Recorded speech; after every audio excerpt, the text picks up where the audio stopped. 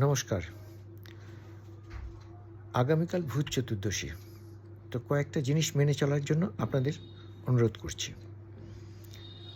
যেমন ধরুন, কাল তো ১৪ শাক খাচ্ছেন, সেটা ঠিকই আছে। কিন্তু সন্ধ্যেবেলা যখন প্রদীপ জ্বালাবেন, পুরো বাড়িতে তো জ্বালাচ্ছেনই, কিন্তু মেইন গেটে ২টো স্পেশাল প্রদীপ জ্বালাবেন প্রত্যেকেই, এবং সেটা সর্ষের তেলে মাটির প্রদীপ জ্বালাবেন। প্রদীপের নিচে মাসকলাই ডাল দেবেন এবং প্রদীপের মধ্যে হলদে সর্ষে দিয়ে দেবেন একটু করে, আর পারলে গোলমরিচও ২টো একটা করে দিয়ে দেবেন। দিয়ে প্রদীপটা জ্বালাবেন এবং এই প্রদীপ দুটো সারা রাত জ্বলতে থাকবে মেন গেটে। এছাড়া যে প্রদীপ নিভে যাক, তাতে কোনো ক্ষতি নেই। এই প্রদীপটা পরের দিন সকালবেলা আপনারা জলে দিয়ে দেবেন। এই প্রদীপটা রিইউজ করা যাবে না। মাটির প্রদীপ একবার ইউজ করবেন, প্রদীপটা ফেলে দেবেন, কাজ হয়ে গেলে। আর এই দিনটা নিরামিষ খাওয়ার চেষ্টা করবেন সকলেই। সন্ধ্যাবেলা কোনো নির্জন গাছের নিচে যাবেন না।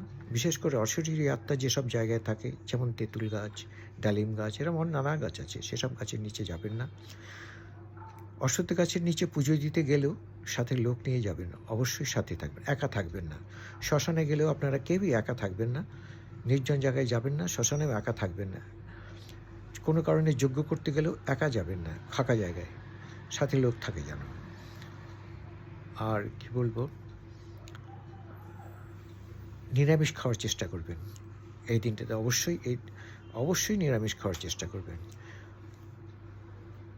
সাবধানে থাকবেন। আর পারলে এক মুঠো সর্ষে হলদে সর্ষে নিয়ে নিজের মাথার উপর দিয়ে সন্ধ্যেবেলা ছাদে উঠে বা যার যেখানে আছে, মাথার উপর অ্যান্টি ক্লকওয়াইজ ৯ বার ঘুরিয়ে পিছন দিকে উত্তর দিকে ফেলে দেবেন, নিজেকে রক্ষা করার জন্য। ঠিক আছে? এই ভিডিওটা ভালো লাগলে আপনি সকলের মধ্যে শেয়ার করে দেবেন, সাবস্ক্রাইব করবেন চ্যানেলটাকে, লাইক দেবেন, কমেন্ট করবেন। আপনাদের অনুরোধ রইল করে বন্ধুবান্ধবের মধ্যে ছড়িয়ে দিন। এই বলেই আজকে আমি শেষ করছি।